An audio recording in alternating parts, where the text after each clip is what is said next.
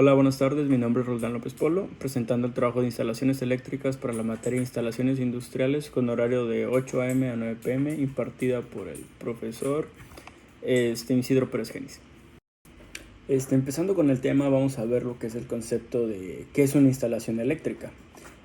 Podemos definirlo de varias maneras. Una de las maneras más comunes y pues más acertadas acerca de esto es que es el conjunto de circuitos eléctricos que tiene como objetivo abastecer de manera eléctrica edificios, instalaciones, lugares públicos, estructuras, etc.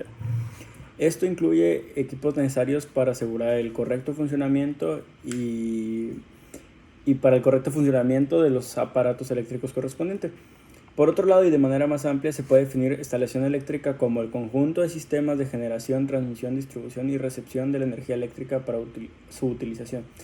En palabras más simples, podemos decir que un sistema eléctrico, una instalación eléctrica, está conformado por muchas cosas, por ende, por cables, por una corriente eléctrica, también como pueden ser tubos, aislantes y etcétera, más materiales que vamos a estar viendo durante esta presentación. Vamos a hablar de tuberías, accesorios y métodos de sujeción que tienen algunos que existen en el campo, perdón. Vamos a hablar de unos principales y nada más daré una pequeña introducción acerca de otros. Pero vamos a hablar de los tubos conduit de acero esmaltado, los tubos conduit de acero galvanizado, lo que son los ductos cuadrados y los que son las tuberías albañales o tubería albañal. Coloquialmente incluso se le llega a decir como tubería albañil según internet, ¿no? En algunas referencias. Vamos a aprender la diferencia entre una pared delgada y una pared gruesa. Una pared delgada podemos decir que es, como dice su nombre, demasiado delgada, lo que impide que pueda hacer cuerda. La unión tubo a tubo se realiza por medio de coples sin cuerda interior que son sujetos a solamente presión. La cuerda es realmente el roscamiento, este movimiento que existe en algunas tuberías. Al ser tan delgada no aplica y entra simplemente a presión. Se busca más o menos que sea del mismo tamaño por obvias razones para que embone de una manera correcta. La pared gruesa ya viene de fábrica con una cuerda en ambos extremos y puede hacerse y se usa más que nada para las obras, por eso, porque llega a ser más seguro el que tenga la cuerda. Como unión de tubos, se ocupa, como unión de tubos de coples de cuerda interior, y la unión de tubos a las cajas de conexión es con juego de contras y monitores. Vamos a hablar de lo que es el tubo conduit de acero esmaltado y el galvanizado, Estos dos se dividen en pared gruesa y pared delgada, como acabo de decir. Estas tuberías se venden en estas dos presentaciones, o se manejan en dos presentaciones. Depende de la longitud del tramo y la forma de unión y sujeción que necesitan. El galvanizado es por inmersión, que le proporciona la protección necesaria para poder ser instalados en lugares o locales expuestos a humedad permanente, en locales con ambientes oxidantes o corrosivos. Este tubo, el galvanizado, nos protege acerca de aceites, gasolina, solventes, etc. También cabe destacar la gran variedad de tubos que hay para distintas necesidades, podemos decir. Expliqué lo que es el galvanizado, vaya por dar una pequeña entrada, ¿no? Un tipo de tubería especificando esto de pared delgada y pared gruesa. También tenemos el tubo conduit flexible de PVC, que resiste la corrosión, muy flexible, ligero y fácil de transportar, de cortar, precio bajo y mínima resistencia mecánica. También tenemos el tubo conduit de acero flexible, que esta es fabricado, me parece, a base de cintas de acero galvanizado y unidas entre sí a presión. Como vuelve a entrar el concepto, ¿no? De que cuando es una pared delgada y cuando es una pared gruesa. El acero esmaltado, que en la infografía se menciona, aquí sí nos da muy bien lo que es el concepto de pared delgada y lo que es gruesa en este rubro, en este pequeño tubo. Porque cuando es una pared gruesa generalmente se une por medio de coples sin cuerda interior, como mencioné, sujeto solamente a una presión. La unión de las dos cajas de conexión se hace con juegos de conectores. Eso es donde entra una pared delgada.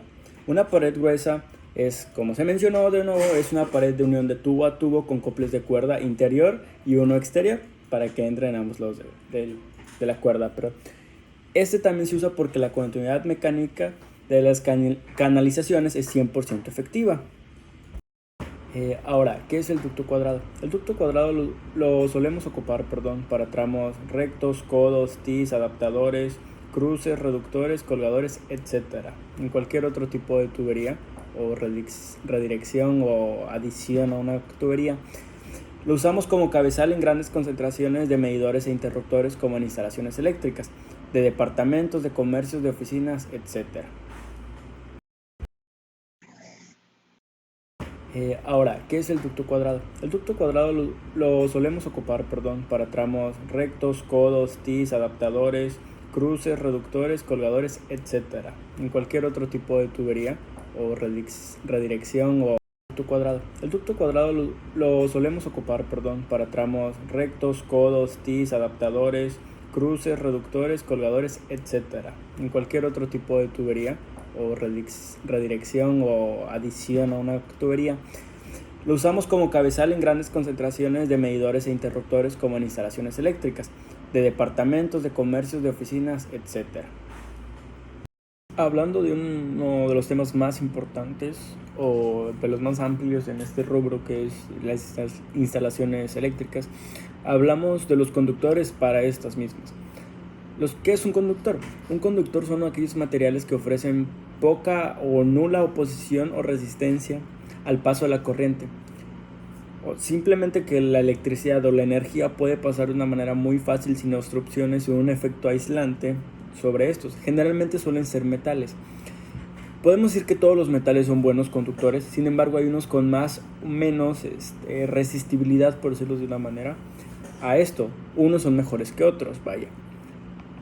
Vamos a mencionar los más comunes o los que se han llegado a ocupar más en esto. La plata y el oro son quizá los mejores materiales eléctricos para transportar energía, pero son los más costosos, por lo cual no se hacen tan rentables a la hora de quererlos usar para una instalación eléctrica, desde una empresa hasta una que es más sencilla, la de un hogar, ¿no? Podemos entrar ahora a lo del cobre, que el cobre es bien sabido que es el más común de usar, ya que casi se ocupa en el 90% de todas las instalaciones eléctricas que existen. El cobre nos da ciertos puntos que son muy buenos, que quizá otros metales nos lo dan, pero relación costo-beneficio nos sale muy bien, que es sus propiedades como alta conductividad, una gran resistencia mecánica, flexibilidad, es flexible, se puede mover, puede doblar, y su bajo costo, claro. También el cobre lo clasificamos según el temple, igual algunos otros materiales, pero enfocándonos el cobre suave o reducido, cobre semiduro y cobre duro, que entra un poco el grosor y la cantidad de cobre, el grosor que necesitas para qué cantidad de corriente. También entre el aluminio, que el aluminio podemos decir que es un buen conductor, pero es de peor capacidad que el cobre. Funciona y a lo mejor es del precio o de las características que tiene el cobre, pero es un poco menor, así que funciona de mejor manera el cobre, si lo ponemos en una comparativa. Vamos a hablar de los aisladores para conductores. Hay una gran variedad, vamos a dar énfasis en los, yo creo que necesitan más, que son más empleados, ¿no? Pero todos son útiles y todos se van a usar en ciertos momentos, ¿no? Se van a mencionar que son el tipo THW, que son conductores de cobre suave o reducido con aislamiento de goma. Es un aislamiento termoplástico resistente al calor y a la humedad. Con este aislamiento normalmente los conductores tienen mayor capacidad de conducción, ocupan, eso sí, mayor espacio dentro de los ductos. Suele ser un aislante grueso, decirlo de cierta manera, con un gran calibre. Se usa generalmente en las canalizaciones para edificios e instalaciones eléctricas con ambientes secos húmedos. Como características, tiene una tensión nominal de 600 volts, temperatura máxima de 60 grados centígrados. Se recomienda no usarlo a temperatura ambiente mayor a 40. También se basa o se vende o se consigue en diferentes presentaciones, que es de calibre 20 al 6, que se le denomina cordón flexible, del 20 al 6. También del 20 al 6, otro conductor, y el 14 al 500 se llama conductor cableado. El otro conductor que tenemos es el tipo Binanel 900, que de igual manera es un conductor de cobre suave o reducido con aislamiento especial de cloruro de polivinilo, que es el PVC, un tubo blanco que es bastante común realmente, resistente al calor, a la humedad y a los agentes químicos. Este PVC tiene la propiedad, o esta aislante, de que no propaga llamas y una gran cantidad de conducción de corriente eléctrica. Y también se usa en industrias, edificios públicos, hoteles, bodegas, en lugares donde necesitas que sea un ambiente bastante seguro. Realmente es muy seguro, por eso se caracteriza. Una tensión nominal 600 volts, del calibre del 20 al 16, cordón flexible, del 14 al 8, conductor sólido, y del 14 al 1000, conductor cableado. Tenemos el tipo binanel nylon, que es un aislamiento de cobre suave o reducido formado por dos capas termoplásticas. La primera es de PVC, igual que la anterior, y una alta rigidez dieléctrica, gran capacidad térmica y notable flexibilidad. También tiene una gran resistencia mecánica, que suele ser muy útil en estos casos. Es resistente a la humedad, al calor, los agentes químicos, tiene muy bajo coeficiente de fricción, no propaga las llamas, tiene una gran capacidad de conducción de corriente también. Sus usos son de manera universal, los usamos en circuitos de baja tensión. Pues parte de sus características incluye las que sus características, es que tienen un aislamiento de tipo TW, binanel 900, y se usa como transformadores de tablero a tablero general, así más o menos se les denomina. También se usan alambrado de tableros de distribución de baja tensión, circuitos de alumbrado y fuerza, acometidas de alambrado interior de maquinaria, conexión de controles y señalización. Tiene una tensión nominal de 600 volts, del calibre del 14 al 8 A.W.G, cordón flexible, de 14 al 0 en conductor cableado. Otros tipos de conductores son el tipo SPT, el TWD, el bipolar binanel, el Flenaxel y el de uso rudo.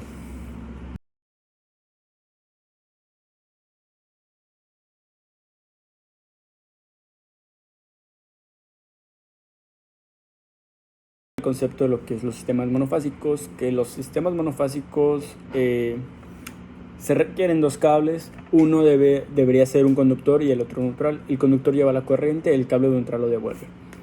Uno de los cables están conectados a tierra, y mientras que en la figura o que se va a estar viendo aquí, el punto de medio de la fase es bobinado, está conectado a la tierra. Este efecto o esta manera en la que está ordenado se llama un sistema monofásico de dos hilos, porque realmente tiene dos hilos, dos cables conectados en el sistema. Tenemos el sistema de tres hilos, que existe un tercer cable, usa el mismo principio que el ejemplo anterior, o neutro, o conectado al centro del transformador secundario y conectado a tierra para proteger al personal de una descarga eléctrica. Personal, llámese tercero o lo que esté cerca de esta planta, no de este sistema eléctrico. Si el aislamiento del transformador se rompe o el cable de alto voltaje de contacto principal es secundario.